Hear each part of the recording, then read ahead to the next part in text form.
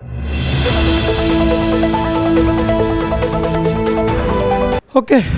Good afternoon, good evening, नमस्कार सभी को। सबसे पहले बात करें थी रेस्पिरेटरी की, तो जो मैकेनिज़्म ये स्टार्ट होती है 11वें वीक से। कब? 11 वीक, हाँ कंप्लीटली, लेकिन स्टार्ट हो जाता है 11वें वीक से, है ना। क्योंकि उस टाइम डेवलप हो जाती है respiratory muscles. Respiratory muscles, lungs का डेवलपमेंट स्टार्ट होना हो जाता है, तो लंग्स जो रेस्पिरेटरी मसल्स हैं वो भी बनना स्टार्ट हो जाती है, और ये मैकेनिज़्म रेस्पिरेशन का स्टार्ट होता है 11वें वीक से। ठीक है, अब इसमें जो रेस्पिरेशन होता है वो होता किस टाइप, मतलब मदर टू फीटस कैसे जाता है। यदि एक मैकेनिज़्म की बात करें तो सिंपल डिफ्यूजन के through, via to the simple diffusion. Simple diffusion का मतलब more concentration to low concentration की तरफ, है ना, सिंपल में। अब इसमें क्या होता है, जैसे O2 का यदि कंसंट्रेशन की बात करें तो मदर में ज़्यादा होगा कि फीटस में? मदर में ऑफिशियली है कि मदर का जो ब्लड आ रहा है ऑक्सीजनेटेड ब्लड लेके आ रहा है, और फीटस है उसमें कम है। कारण क्या है? क्योंकि लंग्स मैच्योर है, वो प्रॉपर अपना रेस्पिरेशन कर ही नहीं पा रहा। ओके, तो इसमें क्या होता है, जो रेस्पिरेशन का मैकेनिज्म होता है मदर से फीटस में कैसे कन्वे होता है, तो वो होता है सिंपल डिफ्यूजन के थ्रू। ठीक है, और इसमें कैसे होता है, मोर O2 into the maternal blood. ठीक है, क्योंकि कंसंट्रेशन O2 का किस में ज़्यादा है? मैटरनल में। तो ये कहाँ किस तरफ जाएगा? लेस की तरफ। ठीक है, तो ये मदर है, मदर टू फीटस O2। ठीक है, और oxygen exchange follow to the equation. किस इक्वेशन में? जैसे मदर में O2 और फीटस में O2, CO2 और CO2। देखिए इसके बाद क्या हुआ, जो फीटस है, अब इस फीटस में किसका कंसंट्रेशन ज़्यादा हो गया? CO2।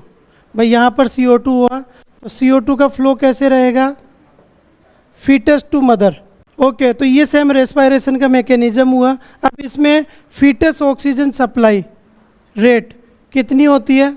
8 ml पर kg पर बॉडी वेट के हिसाब। मतलब क्वेश्चन ये पूछा गया कि जो फीटस है उसको कितना रिक्वायरमेंट होती है ऑक्सीजन की, तो वो होती है 8 ml पर kg पर मिनट के हिसाब से। क्यों? क्योंकि वो ऑलरेडी उसका जो लंग्स है वो मेच्योर नहीं है, इमेच्योर लंग्स, इसीलिए इसको रिक्वायरमेंट होती है, क्योंकि खुद का जो लंग्स है वो प्रॉपर काम नहीं कर पा रहा, तो वो तो जो मैटरनल से O2 आएगा उसी को लेगा और CO2 रिलीज करेगा, है ना। जैसे 33 वीक के बाद जो प्रेगनेंसी यदि डिलीवर होता है, 33 वीक के बाद क्या होता है, लंग्स मेच्योर हो जाते हैं उसको। जब भी तो बोला जाता है कि जब प्री मेच्योर यदि बेबी डिलीवर हो गया, प्री मेच्योर मतलब समय से 33 वीक 32 वीक से यदि पहले की डिलीवरी है और डिलीवरी प्री मेच्योर डिलीवरी हो गया, प्री टर्म डिलीवरी हो गया, तो उस दौरान जैसा ही बच्चा डिलीवर होगा फीटस, तो उसको अपन डेक्सामेथासोन अपन उसको इंजेक्शन देते ताकि लंग्स मेच्योर हो सके और वो रेस्पिरेशन कर सके। अभी क्या हो रहा है, अभी वो मदर के अंदर है तो उसको ज़्यादा ज़रूरत नहीं पड़ रही है लंग्स की, ऑटोमेटिक वो ब्लड सप्लाई हो रहा है, फीटल सर्कुलेशन के थ्रू O2 ले रहा है और CO2 रिलीज कर रहा है। तो सेम मैकेनिज्म यदि 33 वीक के बाद या 32 के बाद यदि डिलीवर होता है तो उसके बाद क्या होता है, लंग्स मेच्योर हो जाते हैं। ठीक है, ओके, यहाँ पर इसको ये ज़रूरत होती है। अब ये ज़रूरत होती है तो एक डाटा और भी, सर इसको मेंटेन बनाए रखने के लिए उसको कितना ब्लड चाहिए? भाई उसको आपने बोल दिया कि पर मिनट में 8 ml चाहिए। अब ये डाटा कहाँ से पूरा होगा? अब उसके पास O2 सप्लाई जाएगी, ब्लड जाएगा तभी। अब कितना ब्लड जाना चाहिए? उसके पास ब्लड जाना चाहिए 165 से 330 ml पर मिनट के हिसाब से। यदि इतना वॉल्यूम उसके पास ब्लड सप्लाई हो रही है तो फिर क्या होगा, ये ऑक्सीजन की पूर्ति वो कर पाएगा। अब कभी कभी यहाँ पर एक एक्सेप्शन क्या आता है, कभी कभी अपन देखते हैं मदर को ब्लड टेस्ट के लिए बोलते हैं अपन कि आप अपना HB लेवल मेंटेन बनाए रखिए। कारण क्या होता है कि यदि मदर के पास ब्लड रहेगा तो फीटस के पास जाएगा। ठीक है, तो होता क्या है कि जब मदर यदि एनीमिक मदर है तो वो ऑलरेडी उसके पास ब्लड कम है, तो जो फीटस के पास जाएगा वो भी कम होगा। तो कभी कभी क्या होता है कि उस जो फीटस होएगा एनीमिक मदर में फीटस की रेस्पिरेटरी डिस्ट्रेस होने की पॉसिबिलिटी ज़्यादा रहती है। तो इसीलिए बोला जाता है कि आप अपने हीमोग्लोबिन को मेंटेन बनाए रखें, ताकि आपकी वजह से सारा न्यूट्रिएंट्स किसको मिल रहा है, फीटस को। ठीक है, तो ये कुछ स्पेसिफिक डाटा है, रेस्पिरेटरी फंक्शन करता है प्लेसेंटा के थ्रू।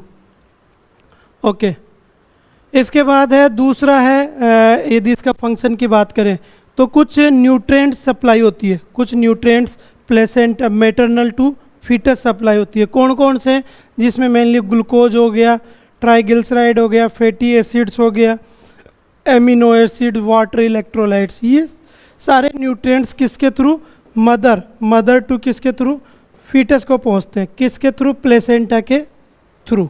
ठीक है, मतलब मदर से ये प्लेसेंटा में आएंगे, प्लेसेंटा से ये फीटस में जाएंगे।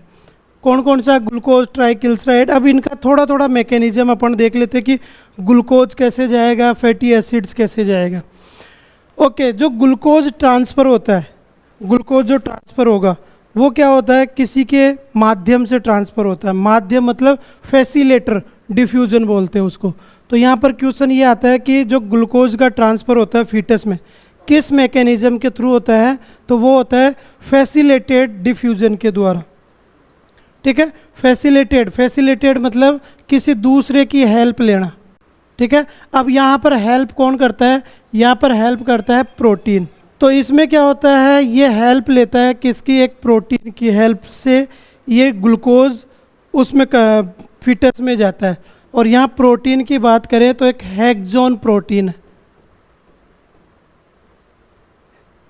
प्रोटीन हेक्सोन। ठीक है, हेक्सोस प्रोटीन है जो सिंथेसाइज होती है टू द सिंसियोट्रोपोब्लास्ट से। समझ में आए ये चीज़ भाई, ग्लूकोज कैसे जाएगा फीटस में, किसके थ्रू जाता है। पहले बात मैकेनिज्म होती है फैसिलेटेड डिफ्यूजन के थ्रू। फैसिलेटेड मतलब किसी की हेल्प के द्वारा। अब हेल्प, ग्लूकोज को फीटस में कौन लेके जाएगा, एक प्रोटीन लेके जाता है। कौन सा प्रोटीन, हेक्सेस प्रोटीन है। और ये प्रोटीन कहाँ बनता है, ये प्रोटीन मेनली सिंसियोट्रोपोब्लास्ट इसको बनाता है, जो आउटर सेल है। ठीक है, इसके बाद है फैट का ट्रांसफ़र कैसे होता है। फैट का ट्रांसफ़र होता है मेनली सिंपल डिफ्यूजन के द्वारा। सिंपल मतलब मदर टू फीटस। साथ ही साथ सेल प्रोडक्शन भी करता है, ये खुद भी प्रोडक्शन ये स्टार्ट कर देता है। कब, later pregnancy. In later pregnancy the foetus is produce non essential fatty acid. जब लेट प्रेगनेंसी होती है, सेकंड थर्ड ट्राइमेस्टर में, ये ऑटोमेटिकली फैटी एसिड्स का डेवलपमेंट स्टार्ट करना कर देता है। दो हो गया, ग्लूकोज का ट्रांसफ़र फैसिलिटेड डिफ्यूजन के द्वारा, फैट का ट्रांसफ़र सिंपल डिफ्यूजन और सेल प्रोडक्शन के द्वारा। इसके बाद है हार्मोनल ट्रांसफ़र। कुछ प्लेसेंटा के थ्रू मदर को, फीटस को ट्रांसफ़र होते हैं कुछ हार्मोन्स। ओके, कौन कौन से, placenta allow the transfer all hormones. सारे हार्मोन्स ट्रांसफ़र होते हैं सिवाय दो को छोड़ के। मतलब प्लेसेंटा से फीटस में सारे हार्मोन्स चले जाते हैं, दो हार्मोन्स नहीं जाते, एक तो कैल्सिटोनिन और एक होता है पैराथायरॉयड हार्मोन, पीटीएच। ये क्रॉस नहीं होता। ठीक है, ओके, ये हो गया। अब इसके बाद में कुछ हार्मोन्स ऑटोमेटिकली फीटस बनाता है अलग अलग समय पे। सर कौन कौन सा, जो ग्लूकोन है, ग्लूकागोन है, इंसुलिन है और थायरोक्सिन है, तीनों को वो खुद से डेवलप करता है। जो ग्लूकागोन है उसको जब वो 8 वीक होता है तब ग्लूकागोन का फॉर्मेशन स्टार्ट कर देता है, इंसुलिन का 10 वीक्स पर और थायरोक्सिन का 12 वीक पे खुद से डेवलप करना स्टार्ट कर देता, सिंथेसाइज बाय फीटस, फीटस के द्वारा। ठीक है, इसके बाद यदि नेक्स्ट फंक्शन की बात करें तो एक्सक्रेटरी फंक्शंस है। जो भी एक्सक्रेट है प्रोडक्ट है फीटस के द्वारा उनको बाहर निकालना, जैसे कौन कौन से, यूरिया हो गया, यूरिक एसिड हो गया, क्रेटिनिन हो गया। Diffusion into to the maternal circulation via to the simple diffusion. Glucagon 8 week में, इंसुलिन 10 वीक में और थायरोक्सिन 12 वीक में। ठीक है, इसके बाद एक्सक्रेटरी फंक्शंस मतलब जो फीटस है बाहर अपना वेस्ट प्रोडक्ट को प्लेसेंटा से होते हुए मैटरनल सर्कुलेशन में रिलीज करता है। ओके, इसके बाद बैरियर फंक्शंस। जो प्लेसेंटा है एक बैरियर का भी काम करती है। अब सर ये बैरियर का काम कैसे करती है? तो जो प्लेसेंटा होती है वो कई लेयर से मिलकर बनी हुई होती है ना, लगभग 5 लेयर से मिलकर बनी हुई थी। कौन कौन सी? यदि पांचों लेयर की बात करें तो सिंसियोट्रोपोब्लास्ट, साइटोट्रोपोब्लास्ट, बेसमेंट मेम्ब्रेन, स्टोर्मल टिश्यू और फीटल कैपिलरीज, इनसे ये इसकी मेम्ब्रेन बनी हुई थी। किसकी? प्लेसेंटा की। ठीक है, ये 5 एक तरह से 5 टिश्यू की लेयर बोल सकते हैं। तो ये जो लेयर है ना, ये पांचों 1 2 3 4 5, ये पांचों क्या काम करती है? एक बैरियर का काम करती है। बैरियर किसको बोलते हैं? जो किसी रोकने का काम, किसी अवरोधक को एंट्री करने से रोकना। ठीक है, अब यदि इसकी थिकनेस की बात करें इसकी, तो ये थिकनेस होती है इसकी कितनी? 0.025 mm, ये थिकनेस होती है इस मेम्ब्रेन, प्लेसेंटा मेम्ब्रेन की। अब यहाँ पर क्या है? जब placenta membrane acts to a the barrier between to the maternal and foetal circulation, के बीच में एक बैरियर का काम करती है प्लेसेंटल मेम्ब्रेन। मेम्ब्रेन पता लग गया? ठीक है, controlling to the exchange to the substance, substance को एक्सचेंज करने में कंट्रोल करती है। However does not have the complete selective ability, meaning to the some harmful substance can cross. मतलब ये क्या एबिलिटी करती है? सेलेक्टिव एबिलिटी का काम करती है। सेलेक्टिव एबिलिटी का मतलब है जो प्लेसेंटल मेम्ब्रेन है ना, वो इम्पोर्टेंट कंटेंट को तो अलाउ करती है, और जो हार्मफुल है, जो फीटस के लिए हार्मफुल है, उनको रोक देती है कि आप यहीं रुक जाओ, आपकी ज़रूरत नहीं है। तो एक तरह से सेलेक्टिव एबिलिटी का काम करती है। वो किसके थ्रू करती है? सर इसमें ये लेयर बनी होती है प्लेसेंटल लेयर, जिसका थिकनेस ये होती है, और 5 लेयर से ये मिलकर बनी हुई होती है। तो ये ही लेयर क्या काम करती है? किसी भी बाहरी जो हार्मफुल कंटेंट है उनको एंट्री करने से रोकती है। तो एक तरह से प्लेसेंटा क्या काम किया? बैरियर का काम किया। इसके बाद है सेलेक्टिव परमानेंटली। इसके बाद कुछ मॉलिक्यूल्स होते हैं जिनका यदि वेट की बात करें 500 डेल्टॉन्स तो कैन नॉट क्रॉस, मतलब अधिकतर जो मॉलिक्यूल्स होते हैं उनका ये साइज ये होती है वेट, इसकी वजह, अब उसकी साइज तो एकदम छोटी है तो ये क्रॉस ही नहीं कर पाते। अधिकतर जो मॉलिक्यूल्स का वेट होता है वो ये होता है Dalton, more than 500 Dalton can not cross, वो क्रॉस नहीं कर पाते। क्यों? क्योंकि जो प्लेसेंटल मेम्ब्रेन थी इसकी थिकनेस कितनी थी? 0.025 mm, और यहाँ पर कितनी है? 500 mm। तो ये ऑलरेडी तो क्रॉस कर ही नहीं पाएंगे ये मॉलिक्यूल्स। लेकिन कुछ ड्रग्स होती हैं, कुछ बैक्टीरिया, कुछ वायरस होते हैं protozoal, can cross due to the thickness of barrier. लेकिन कभी कभी क्या होता है, कुछ ड्रग्स और कुछ बैक्टीरिया वायरस जो क्या होता है प्लेसेंटा को क्रॉस करते हुए फीटस में चले जाते हैं। हमेशा जब भी प्रेगनेंसी रहती है तो एडवाइज किया जाता है मदर को कि आप कोई सा भी ड्रग्स लें तो बिना गायनिकोलॉजिस्ट अपने डॉक्टर की सलाह से नहीं लें। होगा क्या? वो ड्रग्स लेंगी, उसका इफेक्ट प्लेसेंटा से होते हुआ कहाँ चला जाएगा? फीटस के पास, है ना। तो ड्रग्स ये कुछ पैथोजेंस हैं जो कि क्रॉस टू द प्लेसेंटा, जिसमें वायरस हो गया, बैक्टीरिया हो गया, ट्यूबरक्लोसिस हो गया, प्रोटोजोआ, ये कुछ कारण है जो कि मदर से, यदि मदर इनसे इफेक्टेड है तो पॉसिबिलिटी रहती है कि वो फीटस भी उससे इफेक्टेड हो जाए। कारण क्या होता है? कारण क्योंकि ये बैरियर का काम नहीं कर पाती वहाँ पर, ये हो गया। इसके बाद इम्यूनोलॉजिकल फैक्टर्स, इम्यूनोलॉजिकल फंक्शंस भी होता है इसका। किसका? प्लेसेंटा इम्यूनोलॉजिकल भी काम करती है। कैसे? Placenta plays to the crucial role of the preventing to the foetal rejection and to the ensuring immune tolerance. किस किस के द्वारा मैकेनिज्म होती है? देखिए होता क्या है कि जैसे अपन जनरली बैक्टीरिया और वायरस का मैकेनिज्म क्या होता है, बॉडी का इम्यून सिस्टम क्या काम करता है, कोई भी फॉरेन बॉडी एंट्री की, है ना, मान लो एंटीजन एंट्री किया, बॉडी को पता लगा, बॉडी क्या काम करेगी, अपने इम्यून सिस्टम से एंटीबॉडी का फॉर्मेशन करेगी। और जो भी फॉरगन बॉडी है उसको बाहर निकालने का काम, रिजेक्शन का। अब यहाँ पर भी फीटस क्या, बाहरी बॉडी है जो अंदर प्रवेश कर रही है, तो इम्यून सिस्टम तो बॉडी का है ही, वो तो क्या करेगा, वो ये तो कोई बाहर से आ गया, इसको रिजेक्ट कर दो। यदि मान लो उसको रिजेक्ट करेगी तो प्रेगनेंसी कंटिन्यू होगी? नहीं समझे? देखिए बॉडी का इम्यून सिस्टम क्या होता है, कोई भी फॉरगन बॉडी एंट्री किया, बॉडी एंटीबॉडी बनाया, उसको बाहर निकाल दो, है ना, यही होता है ना।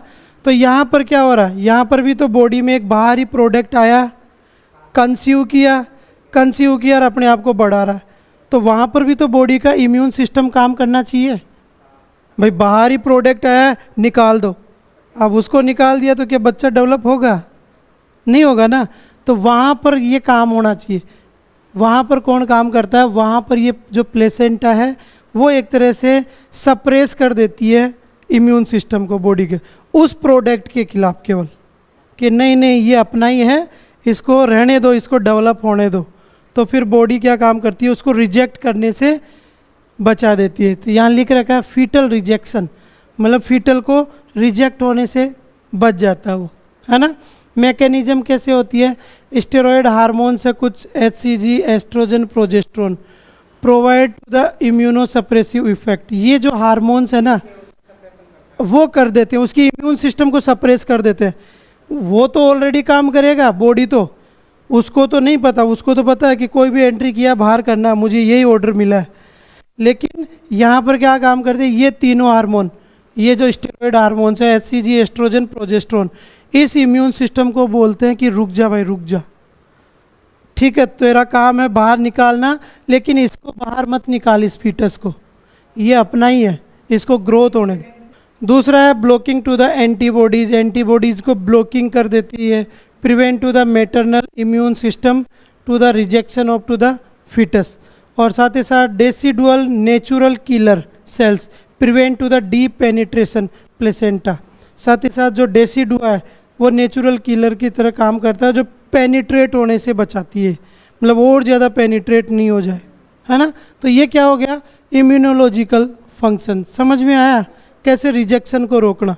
नहीं ऑलरेडी निकल गया तो हो गया राम राम, है ना। तो उसको कैसे बचाना है। इसके बाद है एंजाइम, कुछ एंजाइमेटिक फंक्शंस भी इसके रहते हैं।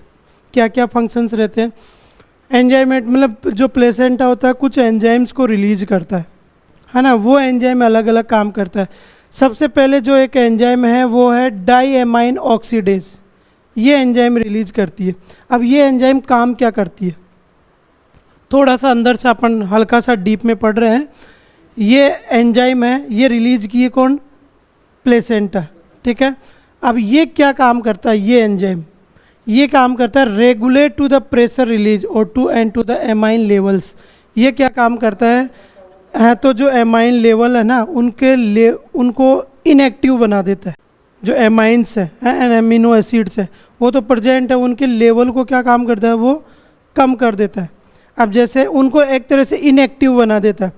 यदि मान लो वो एक्टिव रहे, जैसे एक अपन एमाइन उस प्रेजेंट रहता है हिस्टामिन, ठीक है, ये प्रेजेंट रहता है। अब ये क्या काम करता है, ये काम करता है एलर्जी प्रोड्यूस करता है, ये बॉडी में एलर्जी को प्रोड्यूस करता है, इन्फ्लामेशन का काम करता है और एलर्जी का काम करता है, एलर्जिक रिएक्शन करता है, इसको रोक देता है। भाई ये प्रेजेंट है वहाँ पर, ठीक है। अब ये जो एंजाइम है ये इस हिस्टामिन को क्या काम करता है, इसकी एक्टिविटी को डाउन कर देता है कि आपको कोई भी एलर्जी कोई भी रिएक्शन नहीं करना है ना, क्योंकि वो करेगा तो दिक्कत प्रॉब्लम हो जाएगी। तो एक तो हो गया एमाइनो ऑक्सीडेज, ये हो गया। दूसरा कौन सा है, दूसरा है ऑक्सीटोकाइनेज एंजाइम। ये एंजाइम क्या काम करता है, एक तरह से ये जो ऑक्सीटोसिन है, ऑक्सीटोसिन, ठीक है, उसको डिक्रीज करता है लेवल को। ऑक्सीटोसिन क्या काम करता है, कॉन्ट्रैक्शन प्रोवाइड करवाता है। मान लो कि ऑक्सीटोसिन का लेवल कब बढ़ता है, जब डिलीवरी के टाइम होता है, तब लेवल बढ़ा और कॉन्ट्रैक्शन हुआ तो बेबी डिलीवर हुआ। मान लो कि यही ऑक्सीटोसिन जैसे कंसीव हुआ फर्स्ट टाइम में ही बढ़ जाए लेवल, तो कॉन्ट्रैक्शन होगा, अबॉर्ट हो जाएगा। वो क्या काम करता है, ये एक एंजाइम है, ये क्या काम करता है, उस ऑक्सीटोसिन के लेवल को डिक्रीज करके रखता है। भाई तुम अभी रुके रहो, तुम्हारा काम अभी नहीं है, तुम्हारा ज़रूरत पड़ेगा जब 9 मंथ हो जाएगा, डिलीवरी होने वाली है तब। ये क्या काम करता है? Premature contraction to the abortion. भाई प्रीमेच्योर कॉन्ट्रैक्शन और अबॉर्शन को। तीसरा जो एंजाइम है वो है फास्फोलिपिड A2 बोलते हैं इसको, फॉस्फोलाइपेज A2। 3 अपन ने पढ़ा, एक तो एमाइनो ऑक्सीडेज हो गया, डाई एमाइनो ऑक्सीडेज हो गया, एक ऑक्सीड काइनेज हो गया और एक फॉस्फोलाइपेज A2 हो गया। ये प्लेसेंटा से ये एंजाइम, तो इनका सबका रोल है अलग अलग। अब ये क्या काम करते हैं? ये जो एंजाइम है ना, ये सिंथेसाइज करता है किसको? आर्चिडोनिक एसिड को।